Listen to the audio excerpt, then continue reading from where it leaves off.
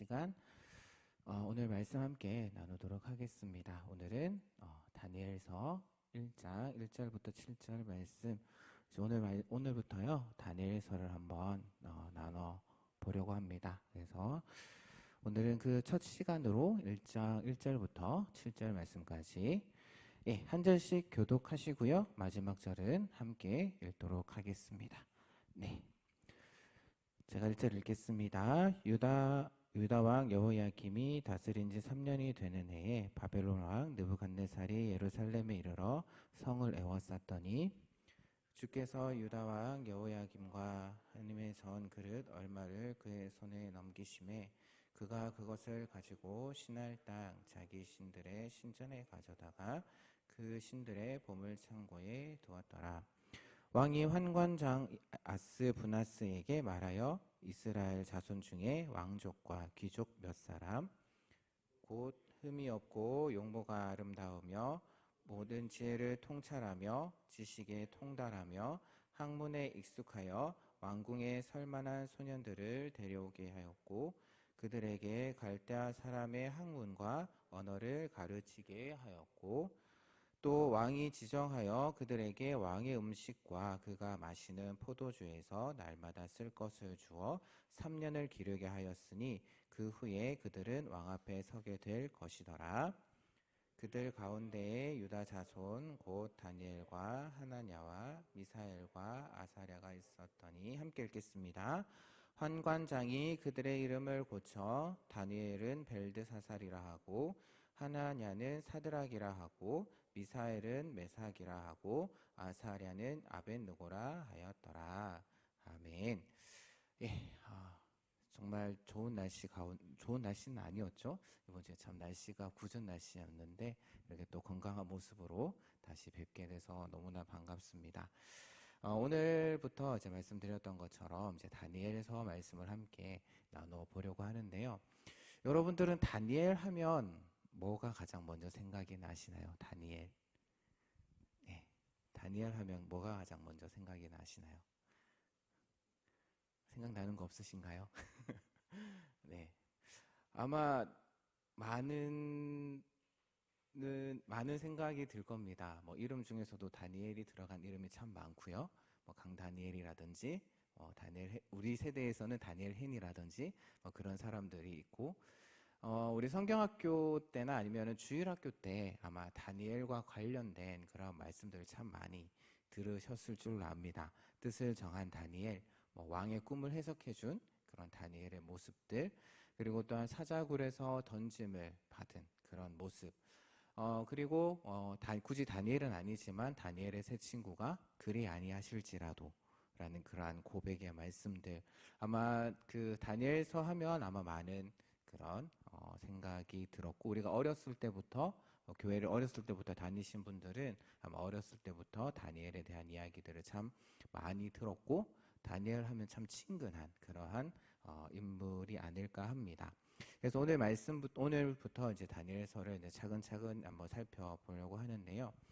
오늘 우리가 읽은 말씀은 이제 다니엘서의 배경을 이제 설명을 해주고 있습니다. 그런데 특이한 것은 다니엘서가 이제 전쟁에 대한 기록에서부터 시작을 한다라는 거죠. 1절 말씀을 보게 되면 유다 왕 여호야김이 다스린 지 3년이 되는 해에 느부갓네살 왕, 바벨론의 느부갓네살, 그 당시 강대국으로 성장하고 있었던 바벨론의 느부갓네살 왕이 예루살렘 성을 포위했습니다. 그래서 그 결과 유다 왕 여호야김이 끌려가게 되고 하나님의 성전의 기물들이 약탈당하는 그러한 일이 일어나게 되죠. 그런데 또 좀 더 특이한 것은 어떻게, 무슨 목적으로, 무슨 이유로 전쟁이 일어났는지, 그리고 또한 전쟁의 목적, 또한 전쟁이 어떻게 진행이 되었는지 거기에 대한 기록은 나타나 있지 않습니다. 그리고 포위당한 그 예루살렘이 함락이 당했는지 함락당하지 않았는지에 대한 기록도 없습니다. 전쟁 그 자체보다는 그 전쟁의 배후에 주목을 하고 있는 듯한 그런 인상을 주고 있다라는 거죠. 침공은 느부갓네살이 했습니다. 침공은 느부갓네살이 했지만 그 느부갓네살의 손에 여호야김 왕과 성전의 기물들을 넘겨주신 분이 바로 여호와 하나님이시다라는 것을 밝히고 있는데요. 2절 말씀을 보게 되면 여호야김과 성전 기물을 주께서, 즉 여호와 하나님께서 그의 손, 즉 느부갓네살의 손에 넘겨주셨다라고 그렇게 시작을 하고 있습니다. 그래서 이것은 이제 느부갓네살이 승리하고 유다가 어찌 보면 패배한 것이죠. 유다가 패배한 것이 모두 하나님의 손, 하나님의 계획 안에 있었다, 계획 아래 있었다라는 것을 보여주게 됩니다. 그렇다면 왜 하나님께서 넘겨주셨을까요? 왜 하나님께서 유다 왕과 그 성전의 기물들을 이방인의 손에, 이방인 왕의 손에 넘겨주신 걸까? 구체적인 이유는 오늘 본문에서는 밝히지는 않습니다. 하지만 우리가 성경 전체로 보게 되면 이스라엘 백성들, 특별히 유다 왕도, 유다 나라도 하나님 앞에서 범죄했고 우상 숭배를 했고, 그에 대한 심판으로 하나님께서는 느부갓네살을 세우셔서 유다를 벌하도록 그렇게 하신 것으로 우리는 생각을 해볼 수가 있고요. 그리고 또 이후의 말씀들을 보게 되면 그 약탈당한 성전의 기물이 어떤 운명에 처했는지에 대한 말씀도 나옵니다. 그러니까 느부갓네살에 의해서 약탈당한 그 성전의 기물들이 신할 땅, 바벨론이 위치한 그 신할 땅에 있는 신전 보물 창고에 보관이 된다라고 이야기를 합니다. 이것은 또 나중에 또 다니엘서 5장에 가게 되면 또 다시 한 번 더 나오게 되는데요. 여기서 말하는 신전이라는 것은 바벨론이라는 나라의 국가의 신, 마르둑이라는 그러한 신, 그것을 섬기기 위해서 만들어 놓은 신전을 가리킨다라고 합니다. 그리고 또 성전 기물을 갖다 놓는 것, 그 신전에 갖다 놓는 것은 그 당시 전쟁이라는 것은요, 나라와 나라와의 싸움도 되지만 신과 신의 싸움이었습니다. 그러니까 바벨론 신과 이스라엘 신의 싸움이었고, 그 싸움에서 우리 바벨론 신이 싸움에서 이겼다, 그런 의미로 해서 그 성전에 있는 기물들을 그 마르둑 신전에 그렇게 옮겨 놓는 것, 어떻게 보면 그것이 그 고대 사회에 있어서 하나의 풍습이었다라고 그렇게 생각하시면 좋을 것 같습니다. 그러면서 이제 그 유명한 다니엘의 세 친구들이 등장을 하게 되는데요. 그 전에 먼저 이제 느부갓네살 왕이 그 궁전 고위 관료였던 환관장, 우리가 환관이라고 하면 좀 안 좋은 이미지를 가지고 있는데, 사실 이 환관장이라는 것은 상당한 권력을 가지고 있는 그러한 위치에 있는 인물입니다. 그래서 그 아스부나스에게 그 유배민들 가운데 왕족과 귀족 출신의 총명한 소년들을 뽑도록 그렇게 하죠. 그리고 그들에게 왕궁에서 일할 수 있는, 바벨론 왕궁에서 일할 수 있는 갈대아 사람, 즉 바벨론 그 나라의 학문과 방언을 가리키게 합니다. 먼저 그 소년들을 뽑는 기준이 세 가지가 있는데요. 첫 번째는 신분과 관련된 것. 먼저 앞서서 말씀드렸던 것처럼 왕족이거나 귀족이어야 합니다. 그러니까 사실 이제 그 고대에서는 이 왕족과 귀족인 포로들을 교육을 해서 그들을 대접해서 충성스러운 신하로 만드는 것은 흔히 있었던 그러한 일이었죠. 우리나라 고대 사회에서도 그런 일들은 많이 있었던 걸로 보입니다. 어쨌든 또한 그런 왕족과 귀족 출신이어야 하고, 두 번째는 외모와 관련된 것. 오늘 말씀을 보게 되면 흠이 없고 용모가 아름다운 소년이어야 한다. 잘생겨야 된다라는 거죠. 잘생겨야 된다라는 거. 저 같은 사람은 못 들어갈 것 같아요. 네. 뭐 다르게 설명을 드릴 필요 없을 것 같습니다. 뭐 여러분들이 잘 아실 것 같고요. 세 번째는 능력과 관련된 것으로 모든 지혜를 통찰하면서 지식에 통달하며 학문에 익숙한 소년, 공부 잘해야 된다라는 겁니다. 그 당시 교육의 내용들을 보게 되면 배워야 할 내용들이 상당했던 걸로 보입니다. 그러니까 아카드 시대라고 이야기를 하는데요. 이것이 지금 한 600년경, 기원전 600년경의 배경이다라고 한다면은 그것보다 1400년 전, 기원전 한 2000년 시대에 그 당시에 거기에 아카드라는 그런 나라가 있었고, 그때부터 전해져 내려오는 방대한 양의 그런 책들, 종교적인 전통들을 배워야 했다라고 합니다. 그래서 남다르게 뛰어나지 않으면 충분히 배울 수 없는 그러한 내용이었다라고 이야기를 하는데요. 그래서 그들에게 가르쳐야 될 것은 갈대아 사람의 학문과 언어, 갈대아는 바벨론의 다른 이름이라고 생각을 하시면 좋을 것 같고요. 그래서 여기서 학문이라는 것은 글로 기록된, 그 당시에도 문자가 있었기 때문에 글로 기록된 그러한 문서들, 토판들, 그런 것들을 가리키고, 갈대아 사람의 언어라는 것은 앞서 말씀드렸던 아카드어를 가리킨다라고 보시면 됩니다. 왜냐하면 대부분의 바벨론 문서들이 아카드어로 기록이 되어 있기 때문에. 그리고 대부분의 많은 내용들은 그 점을 치고 이렇게 뭐 역술과 같은 그러한 내용들, 그런 전문적인 책을 읽을 수 있도록 훈련을 했다라고 합니다.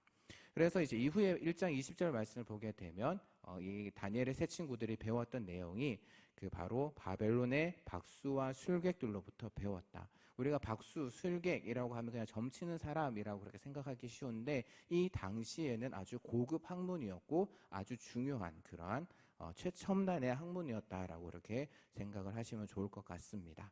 그래서 이렇게 그들로부터 이제 갈대아어와 갈대아 사람의 학문들을 배우고 난 이후에 왕 앞에 서게 되는데 오늘 말씀을 계속해서 보게 되면은 그들에게 왕의 음식과 왕이 마시는 포도주가 양식으로 주어지게 됩니다. 그리고 이렇게 교육을 받는 학생들은 3년 동안 매일 왕이 주는 음식, 왕이 주는 포도주 그런 것들을 먹고 공부를 했겠죠.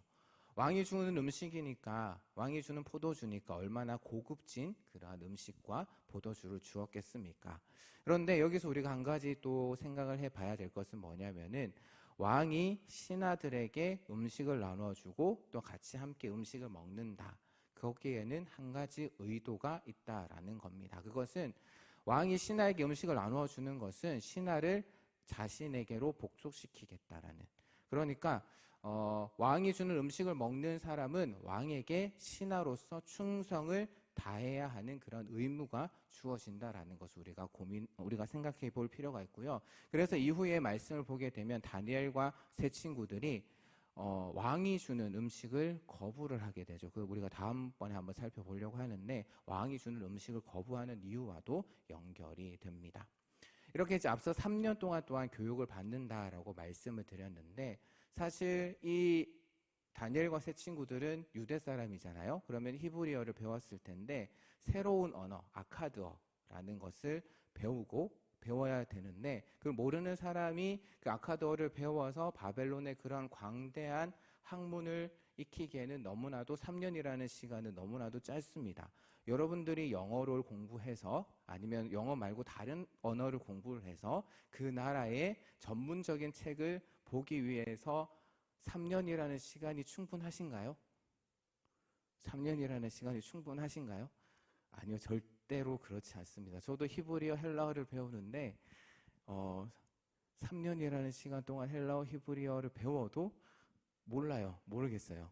예, 전문적인 그런 성경을 읽는 것도 참 힘든데 전문적인 것까지 배우려면 너무나도 힘든 그런 3년이라는 시간 너무나도 짧습니다. 그런 것처럼 3년이라는 시간 어떻게 생각하면 참 그 아카드어를 배우고 또 그 전문적인 학문을 배운다라는 걸 배우기에는 너무나도 짧은 시간이기에 하나님의 도우심이 없으면 불가능한 그런 기간입니다. 그래서 17절 말씀, 다음 주에 우리가 살펴볼 17절 말씀을 보게 되면 하나님께서 이 네 소년에게 학문을 주시고 모든 서적을 깨닫는 그런 지혜를 주셨다.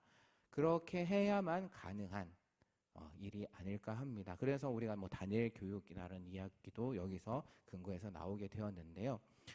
이렇게 이야기를 마치고요. 이런 배경으로 해서 이제 바벨론에 사로잡혀 온 이스라엘 사람들 가운데 유대 출신의 4명의 소년들이 뽑히게 됩니다. 3절에 이스라엘 자손은 이제 이스라엘 여러 지파를 포함하는데 그 가운데 유대 자손의 4명이 뽑히게 됩니다. 사실 고대 시대에는 누구누구의 아들이라는 게 참 중요했습니다. 집안이라는 게 참 중요했습니다. 요즘에는 그런 거 따지면 안 되는데 고대에는 참 집안이 중요했습니다. 그래서 성경 말씀을 보게 되면은 그 누구의 이름을 이야기할 때 누구누구의 아들 누구 예를 들면은 이새의 아들 다윗, 기스의 아들 사울 이런 식으로 이렇게 소개를 하는 것을 우리가 많이 볼 수가 있는데요. 근데 오늘 말씀을 보게 되면 그 아버지의 이름 대신에 그냥 당사자의 이름만 소개를 합니다. 유다 자손 가운데 다니엘, 하나냐, 미사엘, 아사랴 4명의 친구들. 이렇게 이름만 기록되어 있는 것은 이들은 뭐 어떤 특정 집안의 출신이 아니라 유대 전체에 속한, 그래서 유대의 민족이기 때문에 또 왕족과 귀족이 될 수 있는 그러한 인물들임을 보여주고 있고요. 그런데 한 가지 일이 생깁니다. 교육을 책임진 환관장이 이들의 이름을 싹 바꿔버리죠.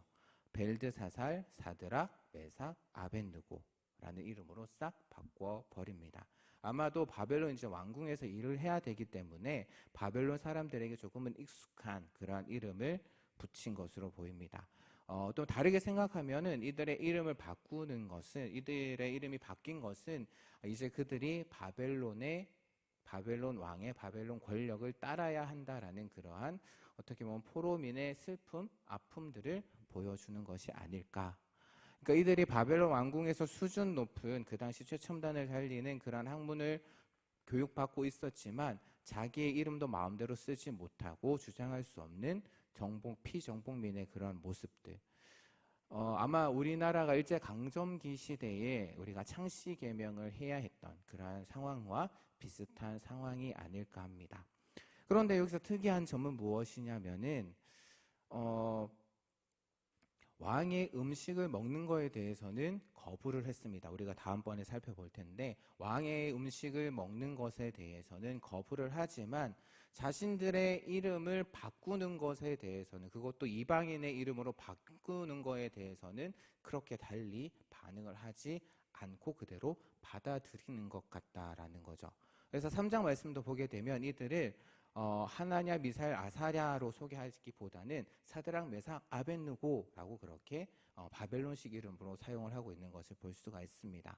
아마도 이것은 심각하게 그들의 이름을 바꾸는 것에 대해서 심각하게 생각하지 않았고, 아마 이스라엘의 그런 신학적인 전통에도 위배되지 않는 것이기 때문에 받아들였던 것으로 보입니다. 그리고 그 당시 상황들을 생각해 보면 충분히 이해할 수 있는데요. 일제 강점기 시대를 생각해 보면은 창씨 개명은 무조건 해야 되는 것이었습니다. 그것을 하지 않으면은 많은 불이익들이 있었죠. 그래서 어쩔 수 없이 창씨 개명을 해야 된, 집단적으로 강제적으로 개명을 해야 되는데 그러한 사례는 고대 근동에서는 발견되지 않는다라고 합니다. 그래서 환관장이 다니엘과 세 친구의 이름을 바꾼 것은 그냥 그들의 개인적인 이들의 문제로서만 보인다라는 것이죠.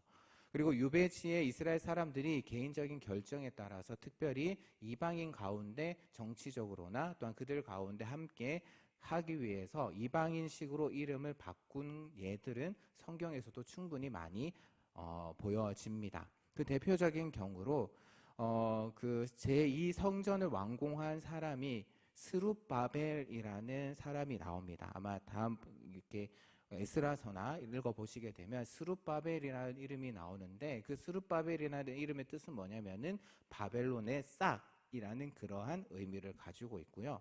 우리가 지난번 에스더서를 살펴봤잖아요.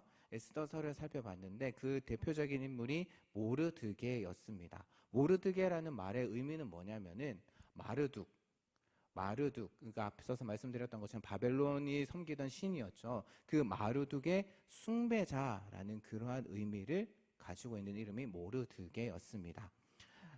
그리고 또 에스더라는 이름은 페르시아어로 스타, 그러니까 별이라는 그러한 의미, 또는 아니면은 바벨론이 다신 국가였거든요. 그래서 그 가운데 사랑의 여신이었던 이시타르에서 온 이름일 수도 있다라고 학자들은 이야기를 합니다. 그래서 정리를 하자면은 그 유배된 환경 가운데, 포로민으로 끌려온 환경 가운데 사는 유대인들에게 있어서 이름을 바꾸는 것은 정치적으로 그런 사회적인 환경 그 가운데 적응하면서 살아가는 어쩔 수 없는 그런 선택지였다라고 보는 게 더 좋을 것 같고요. 하지만 음식 먹는 것에 대해서는 그것은 좀 다음 시간에 설명을 드릴 텐데, 자신들의 정체성을 지키는 그러한 정체성을 유지하는 필요 조건이었기 때문에 다니엘은 왕의 음식과 음료를 먹는 문제에 대해서는 강하게 그리고 적극적으로 그렇게 저항하는 그러한 모습들을 보이는 것을 볼 수가 있습니다. 이렇게 이제 오늘 말씀들을 쭉 한번 살펴봤는데요. 다니엘의 말씀은 유대인들이 포로로 끌려온 상황부터 이야기를 합니다. 그래서 바벨론으로 잡혀온 유대인의 4명의 청년들, 하나냐, 다니엘, 하나냐, 미사엘, 그 다음에 아사랴, 이 4명. 이들은 자신들의 그러한 의지와는 상관없이 정복자들이 정한 기준에 따라서 발탁이 되었고 바벨론 왕궁에서 그들의 학문과 그들의 언어를 교육받습니다. 근데 세상적으로 보게 된다면 이들에게 있어서는 아주 좋은 기회죠. 성공할 수 있는 좋은 기회입니다. 그러니까 세상적으로도 성공할 수 있는 좋은 기회를 얻은 것이죠. 하지만 반대로 생각을 해본다면은 자신들의 정체성을 잃어버릴 수 있는 위기의 순간이기도 한다라는 것이죠. 그래서 다니엘서는 여기서 우리에게 질문을 던지는 것 같습니다. 하나님의 백성으로서 우리가 하나님의 백성으로 부르심을 받았는데 하나님의 백성의 정체성을 잃지 않고 그 이방 민족들 가운데 살아남는 것이 과연 가능할까라는 질문을 다니엘서는 우리에게 질문을 던집니다. 예전에 하나님께서는 애굽의 노예 생활을 하던 이스라엘 백성들을 구원하셨습니다. 출애굽시키셨죠. 그리고 그들을 하나님께서 약속하신 가나안 땅으로 인도하셨습니다. 그 전에 가나안 땅으로 들어가려고 하기 전에 하나님께서는 이스라엘 백성들에게 한 가지 명령을 내리시죠. 그 가나안에 살고 있는 민족들을 다 멸하라.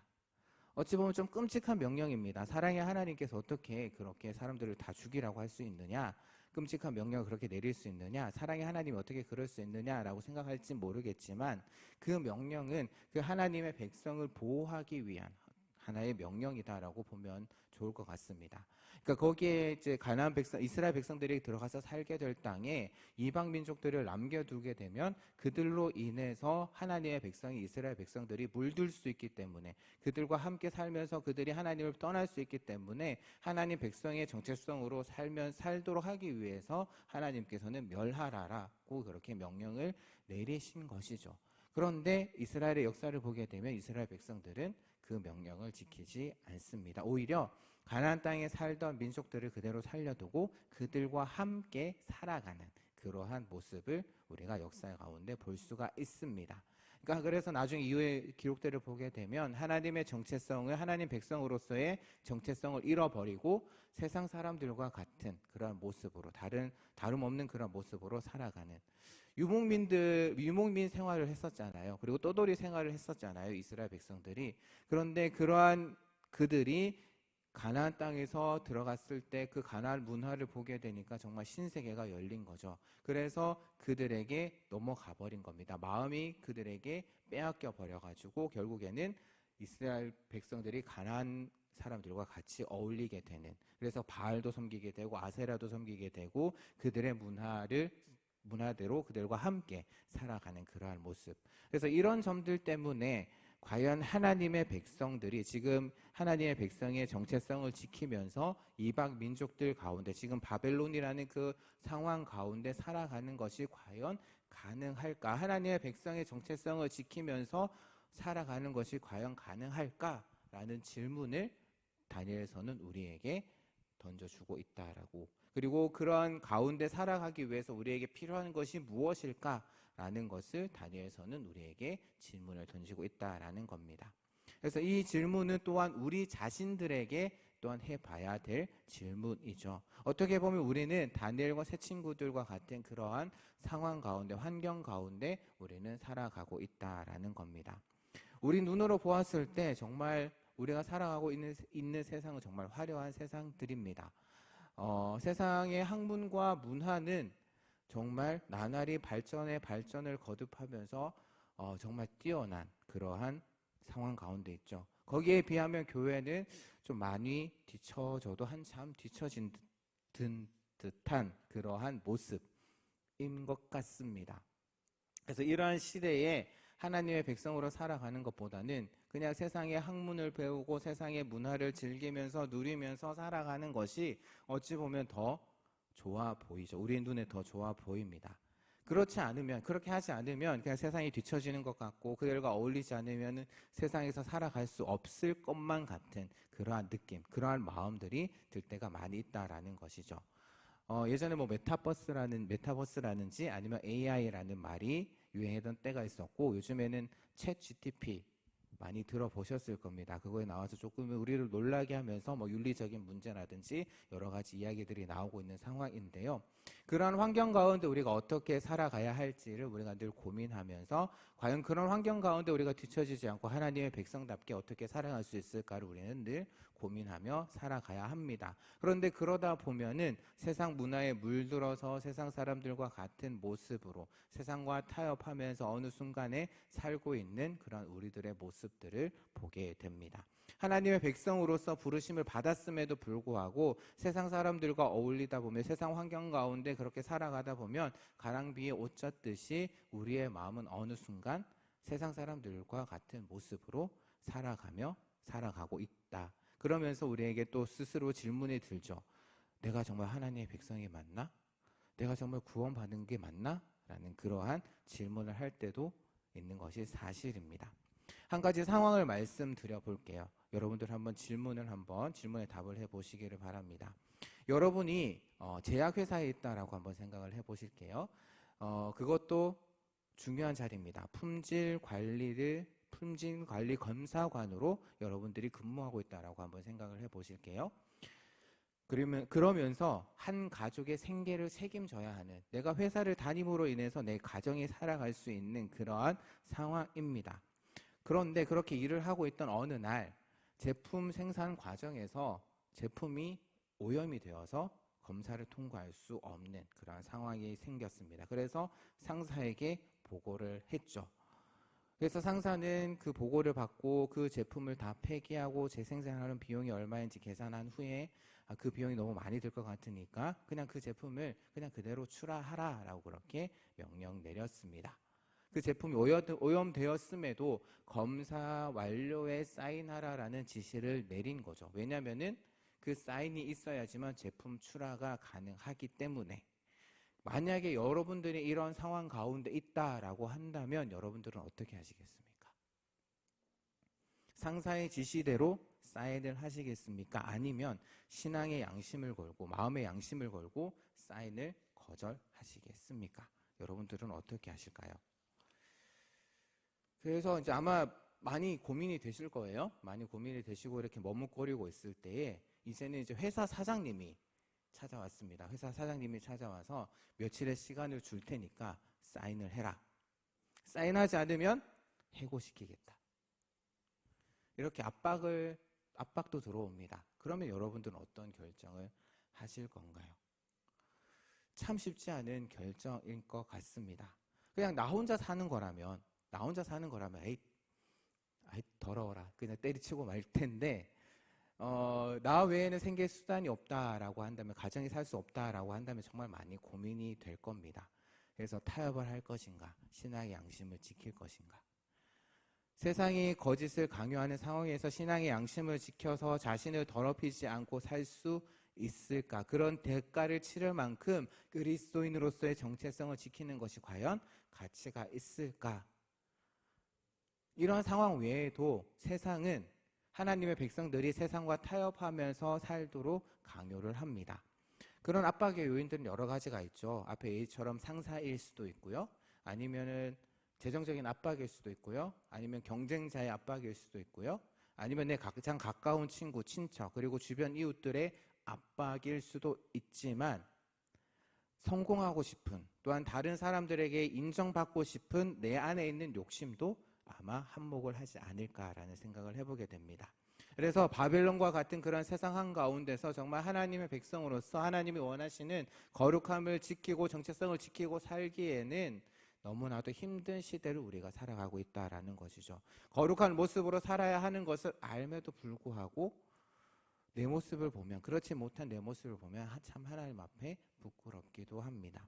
그러함에도 불구하고 오늘 말씀에서 다니엘과 세 친구는 정체성을 지키기 위한 노력을 하게 됩니다. 자신들이 포로로 끌려오고 이름을 바꿔야 하고 하나님의 말씀이 아닌 아카드어와 바벨론 학문들을 배워야 하는, 그래서 하나님의 영광이 아니라 바벨론 나라의 영광을 위해서 살아야 하는 그러한 처지였음에도 불구하고 그들은 하나님이 자신들에게 주신 정체성을 지키기 위해서 비록 지금 그들은 바벨론 한 가운데 살아가고 있지만 하나님의 백성으로서의 정체성을 빼앗기지 않도록 자신들이 할 수 있는 최선을 노력을 하고 있다라는 것을 이제 이후의 말씀들을 통해서 우리는 확인해 볼 수가 있습니다. 오늘 말씀을 정리하면서 또한 준비하면서 시가 하나 생각이 났습니다. 제가 한번 읽어드릴게요. 죽는 날까지 하늘을 우러러 한 점 부끄럼 없기를 잎새에 이는 바람에도 나는 괴로워했다. 별을 노래하는 마음으로 모든 죽어가는 것을 사랑해야지. 그리고 나한테 주어진 길을 걸어가야겠다. 오늘 밤에도 별이 바람에 스치운다. 무슨 시일까요? 아시는 분? 네, 이야기 나오신 것 같은데 바로 윤동주 시인의 서시죠. 사실 서시라는 제목은 없습니다. 이후에 붙여진 그러한 제목이긴 한데 이 식구가 생각이 나면서 그 가운데 가장 마음에 와닿았던 구절이 그리고 나한테 주어진 길을 걸어가야겠다. 지금 마음이 너무 괴롭고 마음이 너무 힘든 상황임에도 불구하고 그래도 나한테 주어진 길을 걸어가야겠다. 어찌 보면 이것이 우리에게 주어진 길이 아닐까, 하나님께서 우리에게 허락하신 길이 아닐까라는 생각을 해보게 됩니다.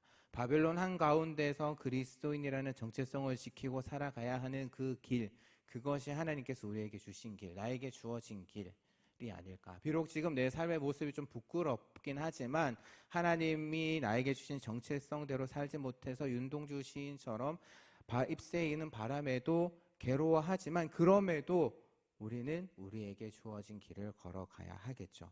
어떤 시련이 온다라고 할지라도 세상의 수많은 것들이 우리를 유혹한다라고 할지라도 우리를 이해하지 못해서 우리를 조롱한다라고 할지라도 우리는 하나님께서 우리에게 맡겨주신 그 길을 걸어가야 하는 것입니다. 그러할 때 하나님께서는 우리를 지켜주시고 다니엘과 세 친구를 지켜주셨던 것처럼 우리를 지켜주실 것이고 우리가 그 길을 갈 수 있도록 힘과 지혜와 능력을 더해 주실 것입니다. 그래서 우리에게 지혜를 주셔서 우리보다 더 강한, 우리보다 더 지혜로운 그런 세상 가운데서 하나님의 백성으로서의 정체성을 지키면서 살아갈 수 있도록 하실 것이다 라고 저는 믿습니다. 그래서 그러한 하나님을 의지하면서 세상의 주인이신 하나님을 의지하면서 바벨론과 같은 그러한 세상 가운데 한가운데서 살아갈 때 우리를 조롱하고 우리를 핍박하고 우리에게 타협을 강요하는 이 세상을 바라보면서 사는 것이 아니라 오직 주님만 바라보며 하나님의 백성으로서의 정체성을 지키며 살기로 다짐하는, 그래서 다시 세상 한가운데로 나아가서 정말 하나님의 백성으로서 그곳 가운데서 하나님의 나라를 이루어가는 우리 귀한 청년들 되기를 주님의 이름으로 부탁드립니다.